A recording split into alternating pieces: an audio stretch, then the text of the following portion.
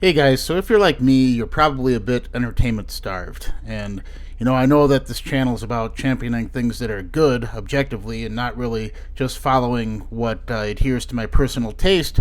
But given that so few art forms are actually objectively good now, I am kind of settling for things that will entertain me. I guess you could say if you were to compare it to how a good horror movie is appreciated, I would rather settle right now for a jump scare than to hold my breath waiting for legitimate dread.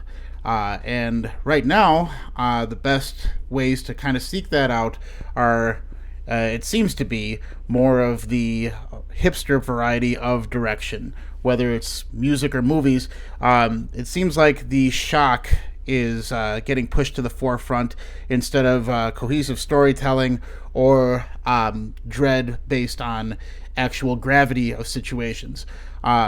And last week I went to a movie that was of the hipster shock variety, and I saw a band of the hipster shock variety. So I know a lot of people. Before I get into these two experiences, I wanted to talk a bit about the difference between elitism, elitists, and hipsters, because both kind of, despite how much I loathe one and champion the other, both kind of operate on a similar wavelength. Both attempt to try to portray themselves as getting to their conclusion from more of an esoteric take on things. But the difference is the elitist is trying to find. The elitist understands that the world is mired in mediocrity. And we look for the good in that sea of mediocrity and try to shine a light on that and bring that to the surface and punish the mediocrity that's suffocating it. Whereas the hipster will fabricate the objective merit of something. They'll create something where it actually never existed, and try to pigeonhole that as the reason for the value in that thing. Like if you talk to someone about like pour over coffee, is the coffee better? Is the coffee more flavorful, stronger? A lot of people don't really know the answer to that, but what they will say is, well, the experience of preparing the coffee is what gets you into appreciating it for what it is. That doesn't really speak to the objective merit of the coffee, and it's dependent on the experience of the participation in it, instead of actually saying, well, this is a particularly strong approach to preparing it. And if you compare the wavelength, the mindset of the elitist to the hipster does not care about the objective merit. The hipster cares about being the first on the block to show you the merit. And they will fight tooth and nail to say that they were the first to get there. And if you try to, a common way to break down the argument when someone can't understand what either school of thought is trying to say is, they'll always say, you just don't understand. You don't understand what you're listening to. You don't understand what you're seeing. You lack the capacity to appreciate it and to find the merit. But the difference is the elitist wants to learn. The elitist wants to find that objective merit and be able to use that to punish the bad. The hipster does not want to learn. The hipster already thinks that they're at the top of the mountain and everybody else has to follow suit. So even though it's trying to come at the same conclusion in saying, like, I have this esoteric way of understanding things that you don't, here is what you should be looking at, there is a completely different mindset if you look at the actual substance of it. And the two forms of art that I experienced this last week that are of the more hipster variety instead of the elitist variety are, I went to a concert for a band called Shishu. It's Xiu. And the reason I did that is because they are being billed as a confrontational band. And usually when you hear that, you think like maybe some kind of like Jesus Lizardy type of like bellowing over discordant guitars. Something like Daughters or like now like Chat Pile, stuff like that. And I listened to a little bit on record. I follow, occasionally I'll watch The Needle Drop because he covers everything, and I don't really take a whole lot of stock into what he says, but he reviewed this band, and based on his description, I kind of had to check it out. And what I encountered was a band that had a bit of like a 80s melodic sensibility. It's a little bit like a warped version of maybe like Duran Duran, or like the music you would hear in like a John Hughes movie, but with a lot of bizarre affectations on top, and occasionally really disorienting passages that are confrontational, and those I actually did enjoy. But the issue with this is when you hear the band, when you're presented with the band, because it's such a hodgepodge of ideas and emotions, there isn't really a cohesive mission statement. What the band ended up being as an experience is wading through melodic tropes until they would do something really fucking goofy to break the tension, or they would create the tension by doing something that was confrontational. Like they would stop everything they're doing and all just bang cymbals together while having this like just glare into the audience. It was, and that was effective. Every once in a while I would find myself in the moment kind of appreciating the fact that they were challenging what my expectations of it would be.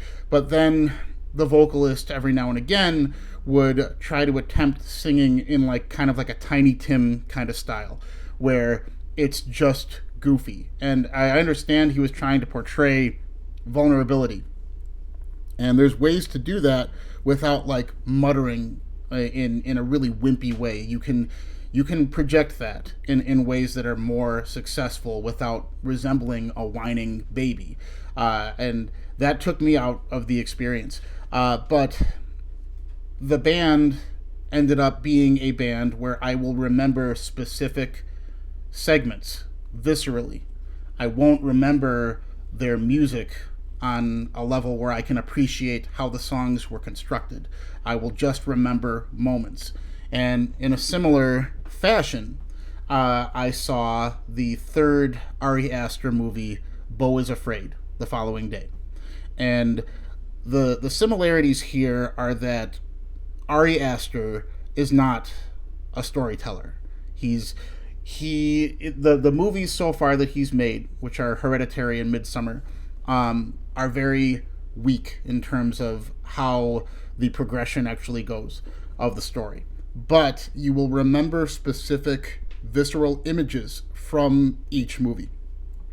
And I walked away from the first two movies knowing that they were bad films in terms of structure and in terms of inspiration. Midsommar is a copy-paste of The Wicker Man, but with a bit of a different spin on it to make it a little less obvious. It's kind of like a feminist Wicker Man.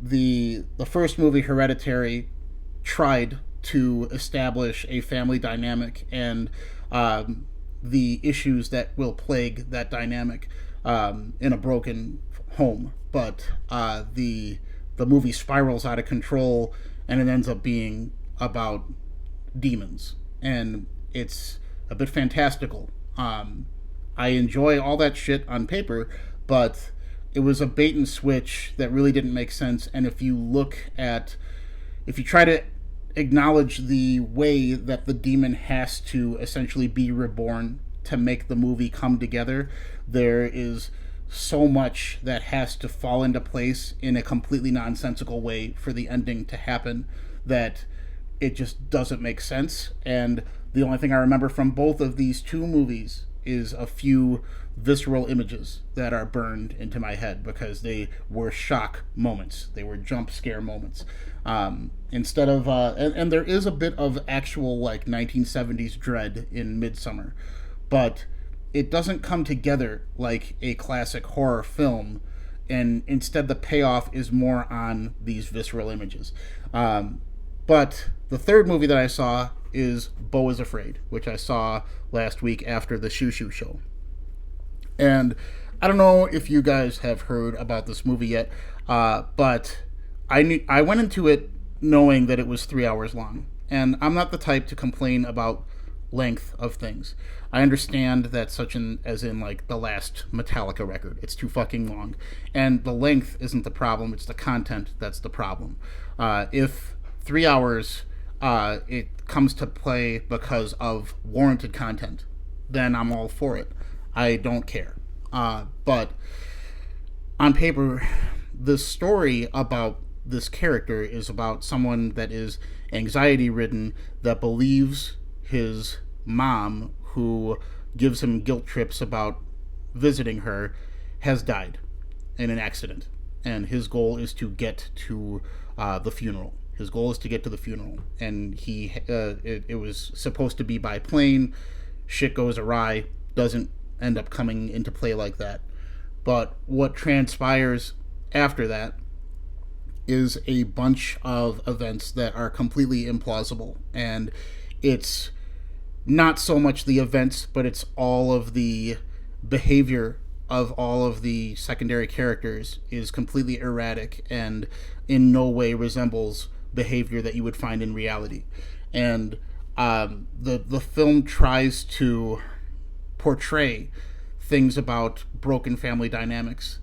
And if you're going to try to do something where you're exploring intimacy in that regard, like the intimate details of tragedy in family and abusive relationships between parents and sons, if you're going to try to tackle an intimate subject like that, doing it in the most surreal way possible makes you completely detached from what the movie is trying to do.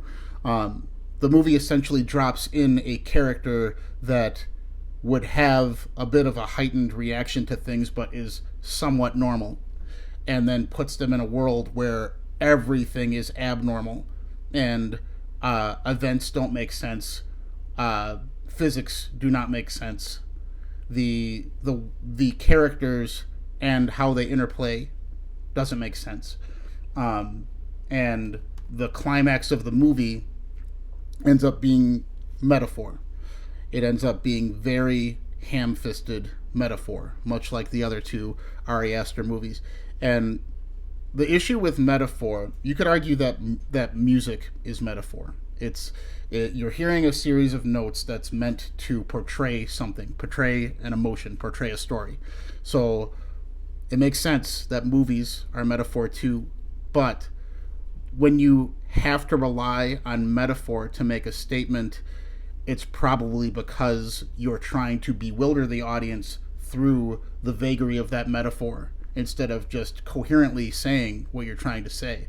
Most of this movie, in its 3-hour runtime, could be very easily expressed in a much shorter time span if they would just coherently say what they were trying to. But they leave bits of clues out for you to try to figure out how the relationship between this character and his mother became so broken. And it's one of those movies like Knives Out, where they deliberately leave out details and feed you little nuggets of them as the movie plays out to make the movie make sense in an aha kind of way at the end. And that kind of shit, like The Usual Suspects, which I do enjoy, is it's cheap. You know, if your movie is dependent on deliberately not giving you pieces of information just to give them to you later, it's weak storytelling.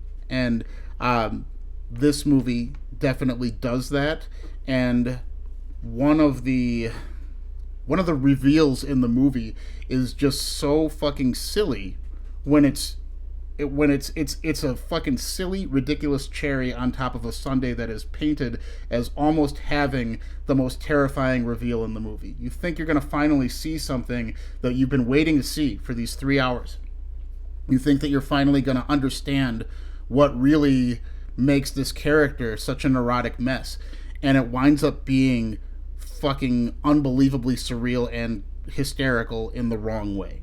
And it's another reveal that is rooted in metaphor, and it's super ham-fisted. And I don't know, it's one of those things where they're trying so hard to give you a story about something we can all relate to and doing it in the most unrelatable manner possible.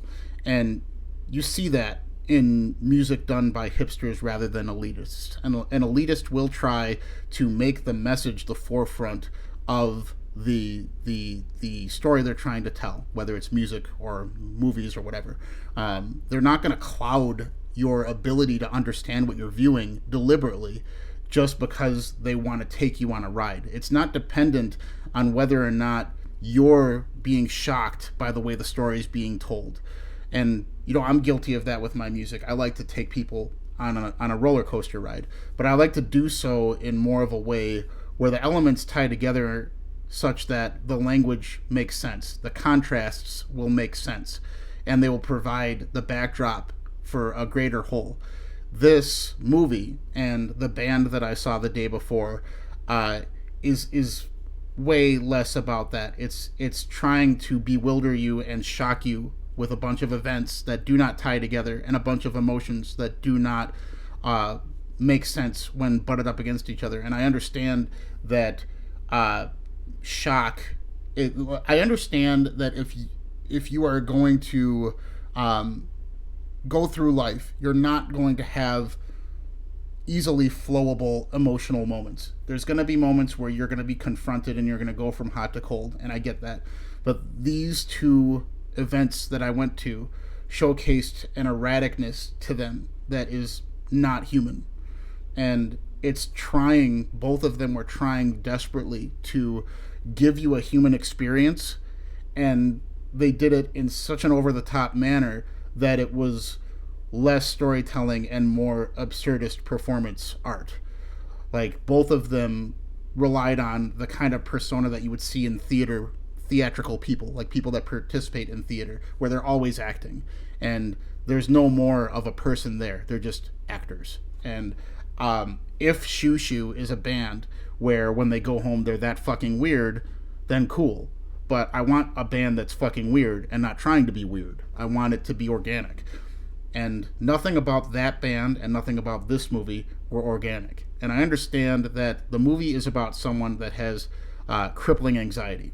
And the modern era of how we analyze people, everybody's talking about anxiety and how they can't do things because of anxiety, and how it's a wall they can't overcome, and we have to tiptoe around everyone's anxieties, because instead of trying to get them to overcome it, we just let that be the tipping point for their fight or flight, and their decision making. If it's crippled by that, totally fine. You're not supposed to be allowed to grow. Anxiety can rule you, and that is fine.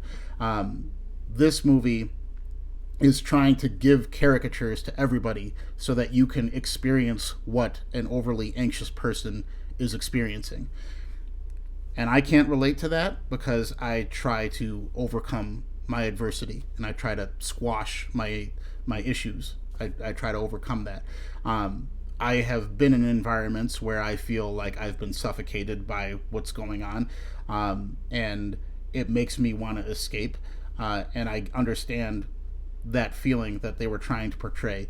But too much of this is comedic. Too much of this is over the top in both regards, both the band and the movie.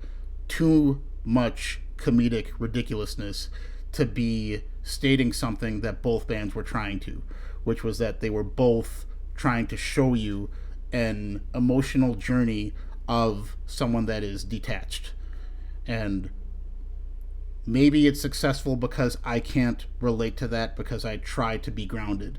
But when you're taken out of the experience so hard by the superficialities of it instead of the actual crux of the message, that's when the hipsterism crushes the elitism in the package.